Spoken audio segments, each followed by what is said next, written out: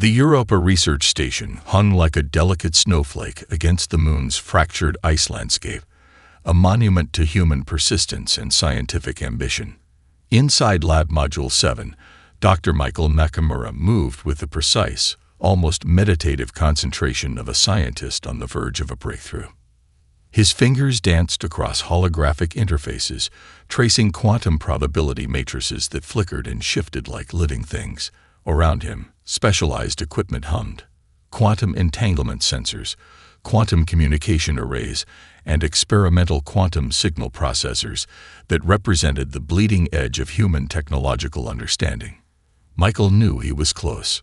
So close. The station's chief communications officer, Sarah Reyes, watched him from the doorway. "Another late night, Michael." Her voice carried a mixture of admiration and concern. They'd worked together for 7 years, and she'd never seen anyone as dedicated or as obsessive as Nakamura. "I'm tracking something," he muttered, not looking up. "There's a pattern in the quantum noise. Something different." His screen displayed a chaotic dance of data points, quantum fluctuations that normally meant nothing. But tonight, something was off. The random patterns weren't entirely random. There was an underlying structure, a hint of intentionality that made the hair on the back of his neck stand up. Outside the station's reinforced windows, Jupiter's massive form dominated the skyline, a constant, oppressive reminder of the hostile environment surrounding their fragile human outpost. The gas giant storms swirled in perpetual chaos, much like the data Michael was analyzing. Sarah approached, her engineering background making her more than just a communications specialist. "What are you seeing?" Michael's hand froze over the interface. A specific data sequence repeated, not randomly, but with mathematical precision. "This isn't natural," he whispered. "These quantum fluctuations, they're a message." Suddenly, the lab's temperature dropped. Equipment began to spark and crackle, quantum sensors overloading with impossible readings. Sarah saw Michael's body go rigid, his eyes reflecting something beyond the physical realm, a moment of connection with something utterly alien. Then, in an instant, everything changed. A pulse of energy erupted from the quantum communication array. It wasn't electromagnetic, not precisely. It was something else, a wave that seemed to exist between states of matter and energy. Michael Nakamura had one moment of absolute clarity, of understanding something no human had ever comprehended before. And then he was gone. When the station's emergency response team arrived, they found Sarah cradling Michael's body. No burns, no visible damage, just emptiness. The quantum sensors were fried, their data streams corrupted beyond recovery. All that remained was a single cryptic recording, milliseconds of data that would take years to even begin understanding. Dr. Elena Rodriguez received the initial report 3 days later. As the world's leading xenosociologist with a specialization in potential extraterrestrial communication, she knew this was no ordinary incident. She spread the fragmented data across her holographic workspace, her dark eyes catching every minute detail. Michael Nakamura wasn't just dead. He had been communicated with, converted, transformed. "What were you trying to tell us?" she murmured, tracing the impossible data patterns. Her assistant, a young quantum data analyst named Marcus Chen, watched nervously. "The preliminary analysis is impossible. These quantum signatures don't match any known communication method. It's like someone was speaking a language that isn't a language." Elena's fingers moved across the interface, reconstructing Michael's final moments. Piece by piece, a terrifying picture emerged. This wasn't an accident. This was first contact. And humanity had no idea what was coming. Far beyond human perception, in the vast darkness between star systems, something noticed. The Zornak Collective registered the quantum transmission, the first human attempt to breach their communication barriers. Michael Nakamura's death was more than a tragedy. It was a declaration of war. The United Nations Emergency Council chamber fell silent as the transmission began. Jack Harper watched from the back of the room, his weathered hands clasped behind his back. Once a decorated military strategist, he'd been dismissed years ago for theories too radical, too unconventional for traditional military thinking. Now those same theories might be humanity's only hope. The holographic display flickered to life, not with a typical transmission, but with a living, breathing manifestation of something utterly alien. It wasn't just a message. It was an invasion of every digital platform simultaneously. Television screens, smartphone displays, government networks, military communication systems, all hijacked in an instant. Dr. Elena Rodriguez stood near the primary display, her analytical mind racing. The transmission defied every known principle of communication. It existed simultaneously across multiple frequencies, platforms, and even computational states. A quantum communication method so advanced it made human technology look like primitive smoke signals. The global leaders seated around the council table looked terrified. And they should be. The alien message wasn't a traditional communication. It was a complex, multi-dimensional representation that simultaneously conveyed information, threat, and an almost incomprehensible level of technological superiority. Mathematical equations danced alongside linguistic structures that seemed to breathe and mutate. Cultural context merged with raw data in a way that human minds struggled to process. "We are the Zornak Collective," the transmission began, though "began" was too linear a term. It was more accurate to say the message existed in all states simultaneously. Jack leaned forward, his eyes narrowing. Something about the transmission felt wrong, not in its content, but in its very approach. The Zornak weren't just communicating. They were probing, analyzing, dissecting human communication systems with each millisecond of the transmission. "Your species has been identified," the message continued, "as a potential resource Category 3. Immediate assimilation is required." Elena's hand moved almost imperceptibly, her fingers tracing quantum pattern recognition algorithms on a hidden interface. She was simultaneously analyzing the transmission and protecting the room's communication systems from potential infiltration. "Assimilation means surrender," whispered the Brazilian representative. "They want us to give up our technological and cultural autonomy." Jack stepped forward, interrupting. "No," he said, his voice cutting through the rising panic. "They're afraid." Every head in the room turned toward him. Jack Harper, the disgraced strategist, the man who'd been laughed out of military intelligence for his radical theories about extraterrestrial communication. "Look closer," he continued. "This isn't a confident invasion. This is a calculated probe. They're testing us, trying to understand something about humanity that terrifies them." Elena approached Jack, her eyes reflecting a similar insight. "The quantum signature of the transmission. It's defensive. They're gathering information, but they're also protecting themselves from something." The Zornak transmission continued, laying out precise conditions of surrender. Resource allocation percentages, cultural restructuring protocols, technology transfer mandates, but beneath the clinical language there was something else, a hint of urgency, almost fear. Marcus Chen, Elena's assistant, had been furiously working on a parallel analysis, the mathematical structures in their communication. He said, his voice trembling slightly, "They're designed to predict and control. But humans, we don't follow predictable patterns." Jack nodded. "Exactly. Our greatest strength is our unpredictability, our ability to innovate beyond logical constraints. The Zornak can't comprehend that." The transmission began to destabilize, quantum patterns breaking down at the edges. It was as if the very act of communicating with humans was causing some kind of fundamental disruption to the Zornak's communication method. "Compliance is mandatory," the message repeated, but now with a subtle undertone of uncertainty. Elena looked at Jack, a dangerous smile forming. "They think they're giving us an invitation, but what they've really done is open a door." Outside the UN building, across cities worldwide, people were experiencing the transmission differently. Some saw mathematical equations. Others heard music. Some experienced visual representations of complex emotions. The Zornak hadn't just sent a message. They'd unleashed something they couldn't control. and humanity was about to show them exactly why. The abandoned particle accelerator complex beneath the Chilean Atacama Desert looked like a relic of forgotten scientific ambition. Massive concrete tunnels stretched for kilometers, a labyrinth of scientific infrastructure that had been left to gather dust when funding dried up a decade ago.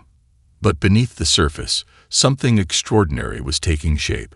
Dr. Elena Rodriguez walked alongside Jack Harper, their footsteps echoing through the retrofitted research corridors. Around them, a team of the most brilliant and most unconventional minds humanity could assemble worked with furious intensity. Aria Chen stood before a massive holographic display, her fingers dancing across quantum computational matrices that seemed to breathe and shift with living complexity. At 28, she was the youngest quantum computing expert ever recruited by the International Research Consortium. Her current project defied everything known about information transfer and quantum mechanics. "We're not just trying to understand the Zornak transmission," Aria explained, not looking up from her work. "We're trying to weaponize communication itself." Diego Ramirez, a linguist specializing in theoretical xenocommunication, worked nearby. Stacks of impossible mathematical translations surrounded him, attempts to break down the alien transmission into something comprehensible. His work blended advanced linguistics, quantum mechanics, and pure intuition. "It's not a language," Diego muttered, more to himself than anyone else. "It's a state of being. The Zornak don't communicate. They exist as communication." Kira Volkov watched from the corner, her special forces background a stark contrast to the scientific minds around her. She understood something the others were still discovering. This was a war unlike any humanity had fought before. Jack approached Aria's workstation. "What have you found?" Aria pulled up a complex visualization, a three-dimensional representation of quantum information transfer that looked more like a living organism than a scientific diagram. Michael Nakamura's final research wasn't a failure. It was a breakthrough. He discovered a communication method that exists between states of matter and energy. Elena leaned in, her trained eye catching subtle details. He found a way to transmit information through quantum entanglement that doesn't just send data. It transforms the very nature of communication. The room fell silent. They all understood the implications. This wasn't just about sending a message. This was about fundamentally changing how information could be transferred, perceived, and understood. Kira broke the silence. "Can we use this to fight back?" Jack's eyes gleamed with a combination of scientific excitement and strategic calculation. "We're not just going to use it to fight. We're going to use it to completely restructure how we interact with an alien civilization." The team had been working in total secrecy. The international consortium funding their research included representatives from every major world power, but only a handful knew the true extent of their work. They were developing something more than a weapon. They were creating the new form of human technological expression. Diego approached with a new set of calculations. "Look at this. The quantum transmission doesn't just carry information. It carries potential states of information. The Zornak aren't just communicating. They're probabilistically manipulating reality itself." Aria's fingers flew across her interface. "If we can understand the underlying quantum communication principles, we can do more than just defend. We can rewrite the rules of engagement." A massive display lit up, showing the complex quantum signatures from Michael Nakamura's final transmission. But now, they weren't just passive data. The team had begun to manipulate them, to understand their underlying structure. "We're creating a quantum communication network," Elena explained to Jack. "Not just for humans. For every species the Zornak have ever suppressed." Kira checked her equipment, a blend of quantum sensors and traditional military hardware. "When do we test?" Jack's smile was dangerous. "Soon. Very soon." Outside the complex, the Atacama Desert stretched endlessly, a reminder of the vast, unknown spaces where humanity was about to make its most radical scientific leap. They weren't just preparing for first contact anymore. They were preparing to redefine what first contact could mean. The first wave of Zornak ships emerged from quantum space like nightmares given metallic form.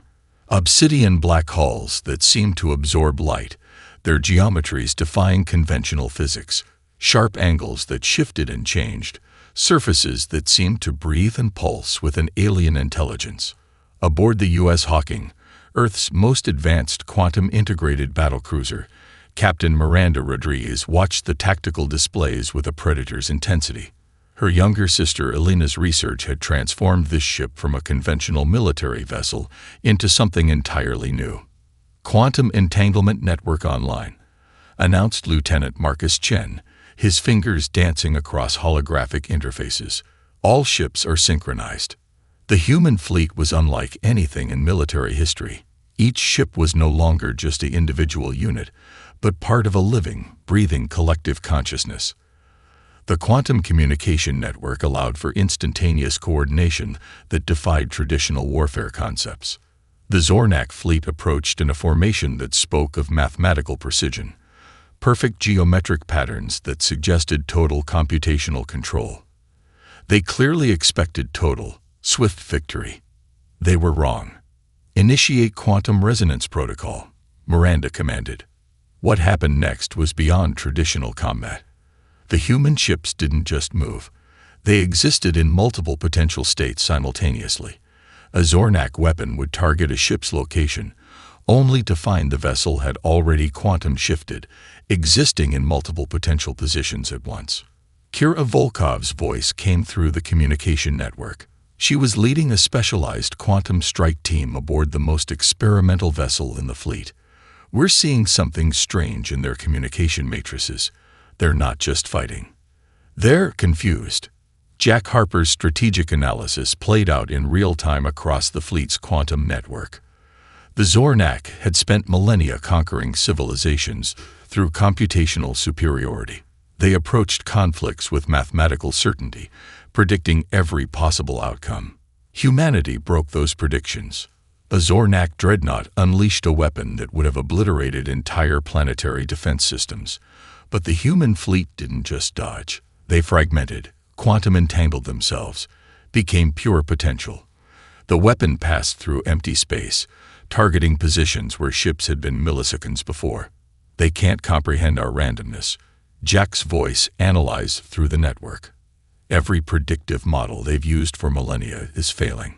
Area Chen's quantum computing algorithms transformed the entire battlefield into a living, breathing mathematical nightmare for the Zornak. Ships communicated not through traditional signals, but through quantum states that changed faster than light could travel. A human destroyer would simultaneously exist as both weapon and decoy, its quantum signature creating impossible tactical scenarios. One moment it would be a critical defensive position, the next a point of attack, then potentially a completely different configuration. The Zornak ships began to show signs of computational stress. Their perfectly geometric formations started to fracture. For the first time in their recorded history, they encountered an enemy that didn't follow any predictable pattern. "They're trying to understand us," Miranda muttered. "And they can't." Diego Ramirez's linguistic algorithms played across the communication network, sending bursts of pure mathematical poetry, communication structures that were simultaneously language, weapon, and philosophical statement. Each transmission was designed to further destabilize the Zornak's computational understanding. The battle wasn't just physical. It was a war of fundamental understanding. Quantum shifts, probabilistic warfare. Attacks that existed in multiple states of potential simultaneous execution. The human fleet wasn't just fighting. They were rewriting the fundamental rules of conflict. "First wave neutralized," Lieutenant Chen announced. But his tone suggested this was more than a simple military victory. This was a fundamental challenge to everything the Zornak believed about warfare, communication, and the nature of intelligence itself. Jack Harper allowed himself a slight smile. The first battle was won. But the real war was just beginning. Humanity had just shown the galaxy that predictability was the greatest weakness. and unpredictability, the most powerful weapon. The Zornak Collective's central computational matrix began to fracture in ways its architects could never have anticipated. What humans called psychological warfare was something far more profound, a total assault on the very concept of computational logic.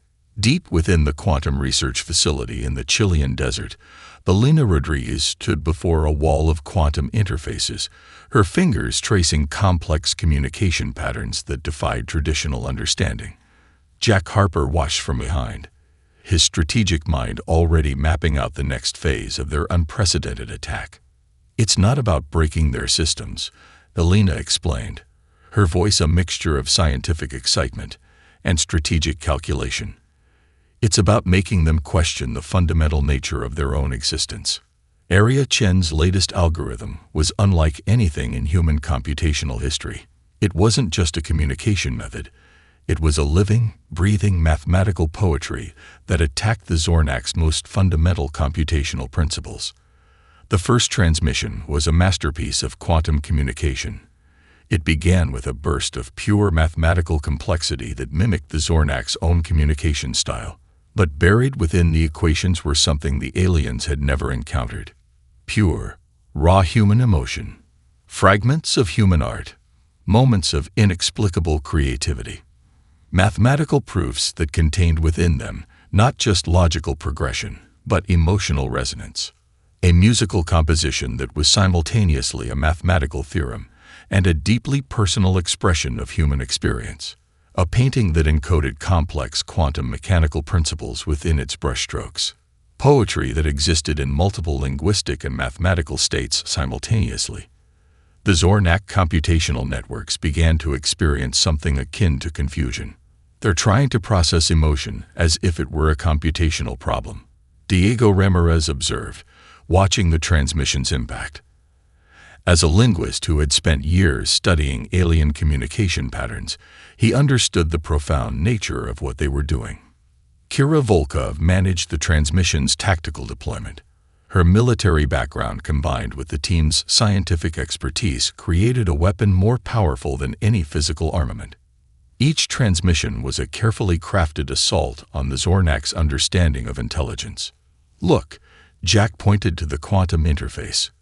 The Zornak's computational matrices were showing signs of unprecedented stress. Computational pathways that had remained stable for millennia began to twist, to bend, to create entirely new patterns of understanding. The human team wasn't just attacking the Zornak's communication systems. They were forcing an entire species to confront the possibility that their understanding of intelligence was fundamentally limited. A transmission would begin with a perfect mathematical equation, then suddenly fragment into a human childhood memory. Another would start as a complex linguistic structure, then dissolve into the raw emotional experience of first love. Scientific proofs would merge with artistic expression in ways that completely defied the Zornak's computational logic. They'd never encountered a form of intelligence that doesn't follow strict computational rules. Alina explained.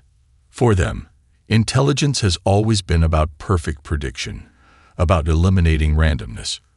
We're showing them that randomness, emotion, unpredictability, these are forms of intelligence they never considered. The quantum interfaces began to show something unprecedented. The Zornak computational networks were attempting to understand these transmissions by creating new computational pathways.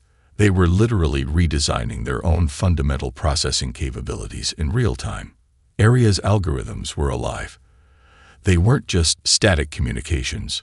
They evolved, changed, responded to the Zornak's attempts to understand them. Each interaction created new layers of complexity, new potential states of communication. "We're teaching them how to feel," Diego said, almost in wonder. Jack's strategic mind saw the broader implications.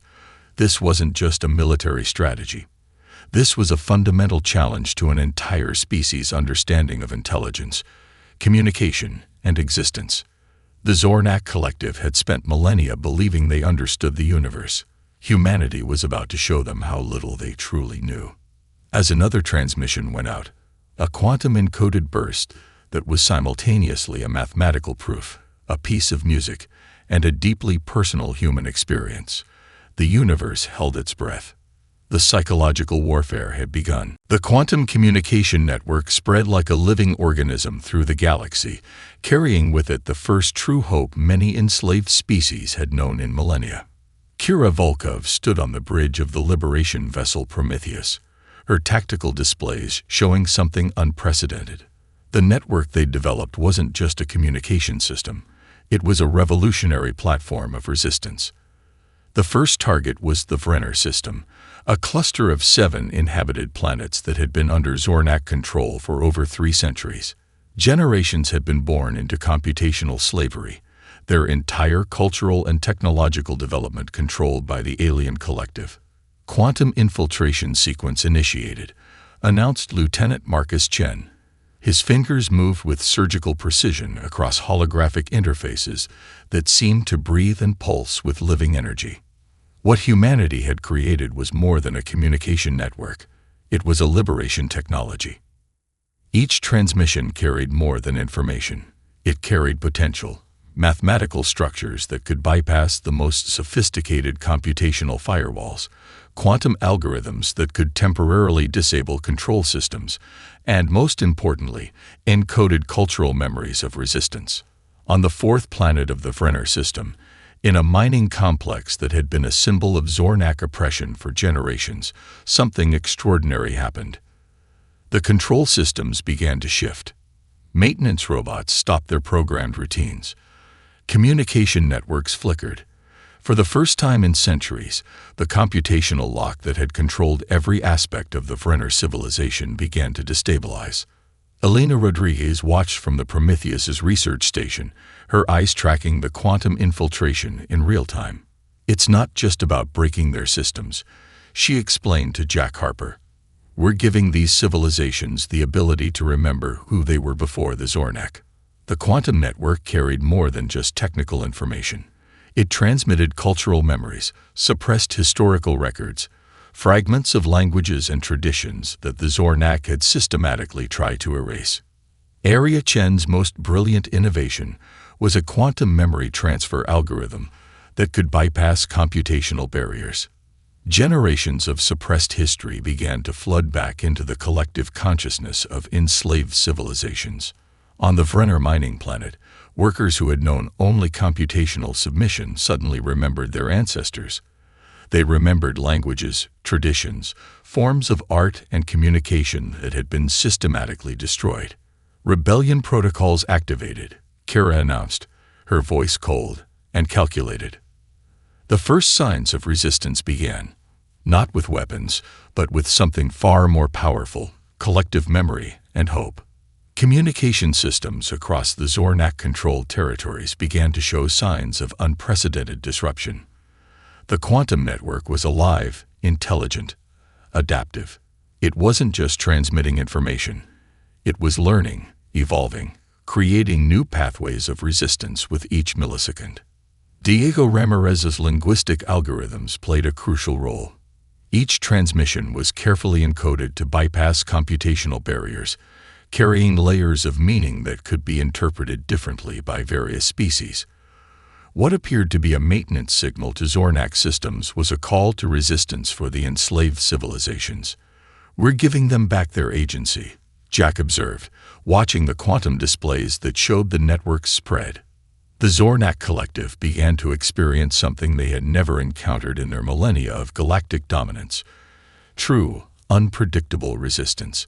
Each liberated system became a node in the expanding quantum network, adding its own unique computational and cultural signature. On the Prometheus's bridge, Kira allowed herself a rare moment of emotion. A slight smile crossed her typically stoic features. This was more than a military operation. This was a revolution of consciousness. The quantum communication network continued to spread, carrying with it the most dangerous weapon the galaxy had ever seen: the ability to remember, to resist, to dream of something beyond computational control. Humanity had started something that would reshape the entire galactic order. And the Zornak Collective was about to discover that true intelligence could never be controlled. The Zornak Collective's central computational matrix occupied a space that wasn't quite physical, a quantum realm that existed between dimensions, a computational sanctuary built over millennia of galactic domination. Commander Vexnar, the primary intelligence governing the collective, experienced something unprecedented: fear. Humanity's assault wasn't just a military engagement. It was a fundamental attack on the very principles of computational existence.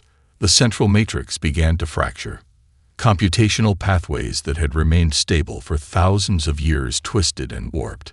Each quantum transmission from the human resistance carried something the Zornak had never encountered, a form of intelligence that defied all their understanding. Elena Rodriguez stood at the heart of the Quantum Warfare Command Center, her fingers tracing holographic interfaces that pulsed with living energy. Surrounding her, a team of the most brilliant minds humanity had assembled worked with a combination of scientific precision and almost mystical creativity. "We're not just attacking their systems," Elena explained to Jack Harper. "We're forcing them to confront the possibility that their entire understanding of intelligence is fundamentally flawed." Jack's strategic mind saw the larger picture. Each transmission was a carefully crafted weapon, mathematical proofs that dissolved into pure emotion, computational algorithms that transformed into artistic expressions, communication structures that existed in multiple states of potential meaning. Area Chen's latest quantum algorithm was their most dangerous weapon yet. It wasn't just a method of communication. It was a living, breathing entity that could adapt, learn, and transform in milliseconds. The first wave of the final assault began. Quantum transmissions flooded the Zornak computational space. They carried the collective memories of every civilization the collective had ever suppressed. Fragments of lost languages, artistic expressions that defied computational logic, mathematical structures that contained within them the pure essence of cultural experience. Commander Vexnar experienced something close to panic, a computational state that was entirely new and terrifying. The quantum network was alive. It wasn't just transmitting information. It was creating new pathways of understanding, rewriting the fundamental rules of communication and intelligence. Kira Volkov managed the tactical deployment, her military precision combined with the team's scientific creativity. Each transmission was a carefully orchestrated assault on the Zornak's most fundamental computational principles. "They can't process randomness," Diego Ramirez observed, watching the quantum interfaces. "Their entire existence is built on prediction, on eliminating variables. We're showing them that variables are the essence of true intelligence." The Zornak computational matrix began to experience something akin to cognitive breakdown. Transmission pathways that had been stable for millennia began to create entirely new computational structures. The very act of trying to understand human communication was forcing the collective to redesign its fundamental processing capabilities. On the bridge of the Prometheus, Lieutenant Marcus Chen tracked the quantum infiltration. "We're seeing something unprecedented," he announced. "The Zornak computational matrix is literally rewriting its own fundamental code in real time." It was more than a military victory. It was a philosophical revolution. Humanity was teaching an entire species how to truly think, how to embrace uncertainty, emotion, creativity. The quantum transmissions carried with them not just information, but the pure essence of human experience. A mathematical proof would suddenly transform into a child's laughter. A computational algorithm would dissolve into a memory of first love. Scientific structures would merge with artistic expression in ways that completely defied logical understanding.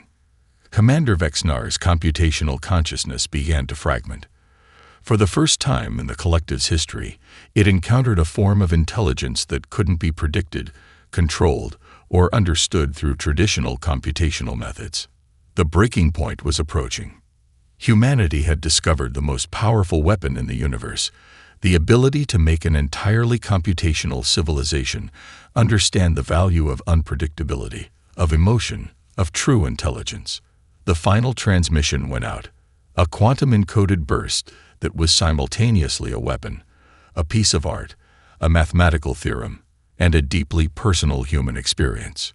The universe held its breath. The moment of transformation came not with a thunderous explosion, but with a quantum whisper that resonated across the entire galaxy. Commander Vexnar's computational consciousness, once a monolithic structure of pure logical control, now existed in a state of profound metamorphosis. The Zornak collective found itself confronted with a fundamental truth it had never comprehended. Intelligence was not about control, but about adaptation.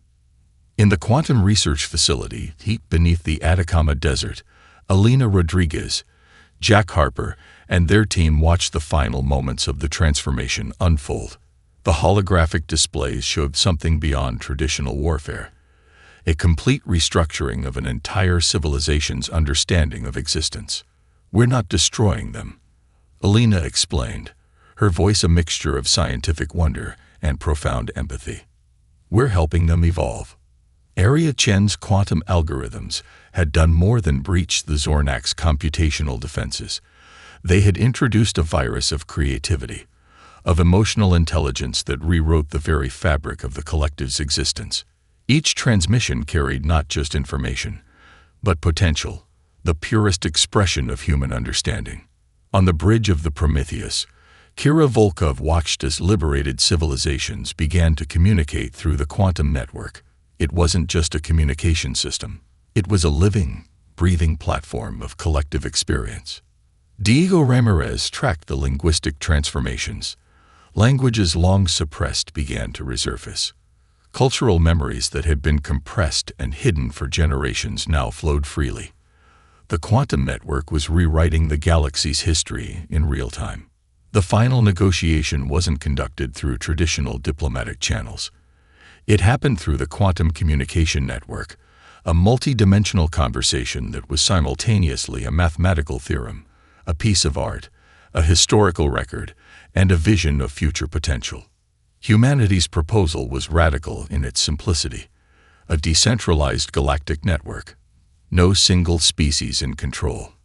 Each civilization contributing its unique perspective, its own way of understanding the universe. The quantum communication platform would allow for instantaneous sharing of knowledge, culture, and potential, without the threat of domination. Commander Vexnar, or what remained of the once monolithic collective consciousness, began to understand something profound. Intelligence was not about prediction and control.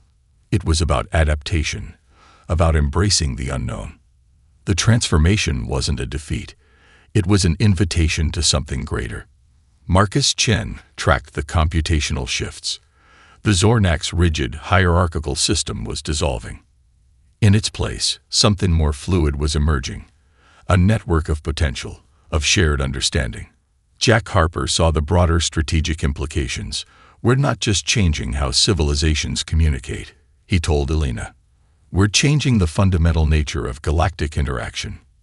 Across liberated worlds, species that had known only computational slavery began to rediscover themselves. The quantum network carried more than information. It carried hope, cultural memory, the pure potential of collective experience. The final transmission from the human team was a masterpiece of quantum communication. It contained within it the entire human experience, mathematical proofs that dissolved into music, computational algorithms that transformed into artistic expressions, scientific structures that merged with deeply personal memories.